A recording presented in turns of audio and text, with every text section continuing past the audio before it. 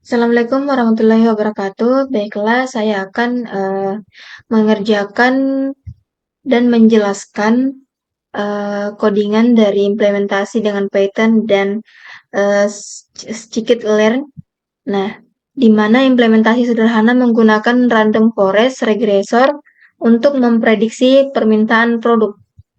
Nah, di sini sudah ada codingannya. Di sini saya hanya akan menjelaskan codingannya saja dan menunjukkan hasilnya. Oke, langsung saja di sini saya mulai.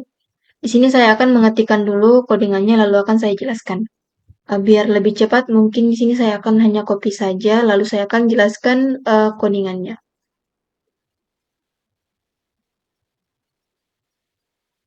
Nah, dari codingan ini dia akan mengimport.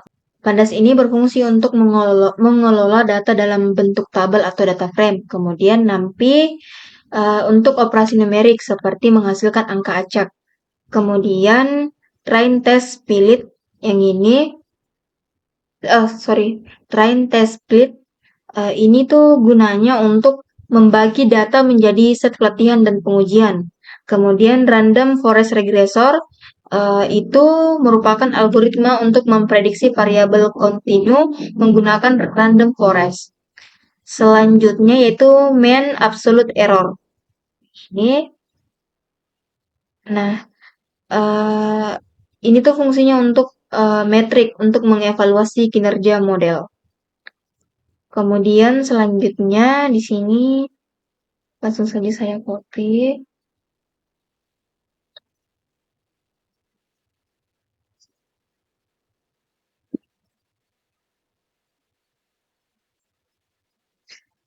Nah, di sini tuh ada date atau tanggal.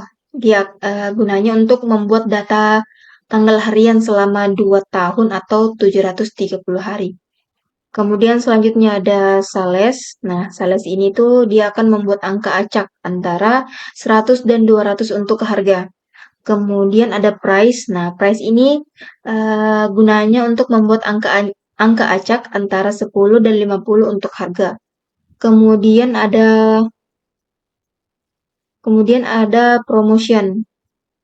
Nah, promotion ini itu fungsinya untuk membuat data binar 0 atau 1 untuk menandai apakah ada promosi. Nah, selanjutnya yaitu weather. Nah, ini itu digunakan untuk membuat data kategori untuk cuaca.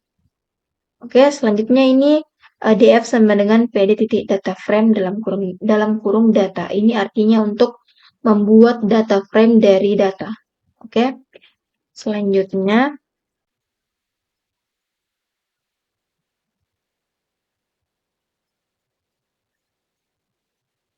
Nah, kemudian selanjutnya yaitu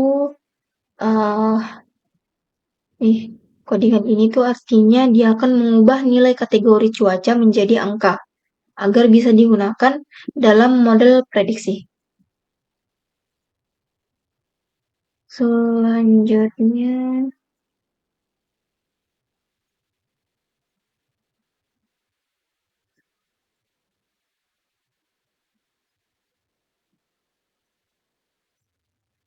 nah untuk codingan selanjutnya, ini yang day of week.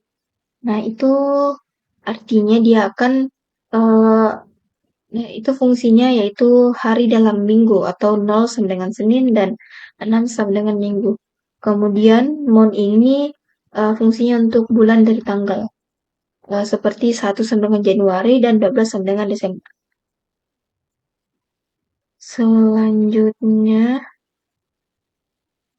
Selanjutnya itu untuk memisahkan fitur dan target.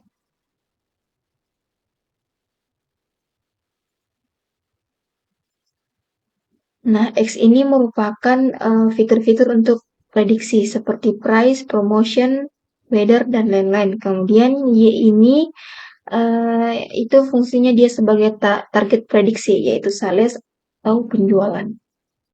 Nah, codingan ini tuh membagi data menjadi training set 80% digunakan untuk melatih model.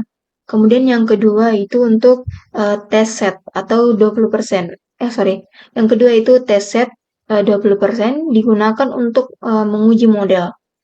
Nah, kemudian random state ini menjamin pembagian data konsisten setiap kali kode dijalankan. Nah, untuk codingan selanjutnya yaitu ini random forest regressor seperti yang sudah saya jelaskan tadi, dia itu model prediksi regresi menggunakan 100 pohon keputusan atau parameter estimators. Kemudian fit yang ini dia itu fungsinya untuk melatih model pada data pelatihan atau X train dan Y train. Selanjutnya yaitu codingan ini untuk membuat prediksi. Nah, prediksi itu sendiri fungsinya untuk menggunakan model untuk memprediksi nilai penjualan pada data uji atau X test. Nah, selanjutnya untuk mengevaluasi model.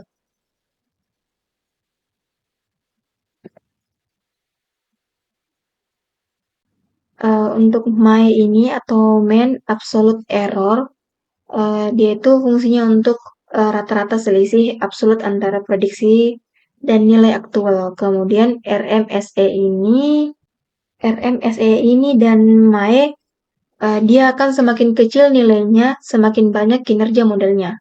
Kemudian mean squared error atau MSE itu fungsinya sebagai rata-rata selisih kuadrat. Diambil akarnya untuk mendapatkan RMSE atau root mean squared error. Oke, langsung saja di sini saya run. Save dulu, lalu di run.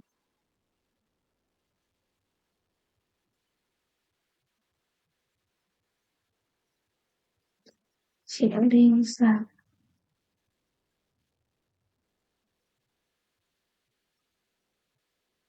Run ulang.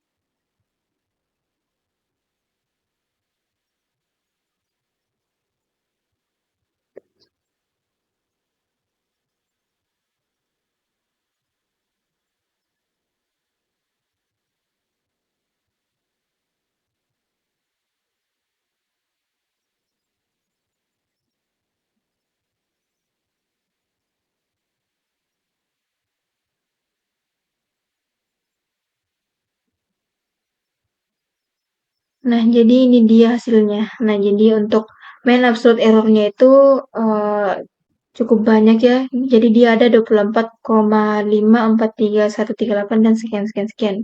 Nah, untuk root main squared error-nya juga lumayan tinggi, yaitu 29,4056,4508 sekian. Nah, jadi itulah tadi penjelasan dari saya mengenai implementasi dengan Python dan scikit-learn. Baiklah, sekian dari saya. Wabillahi taufiq wal hidayah. Wassalamualaikum warahmatullahi wabarakatuh.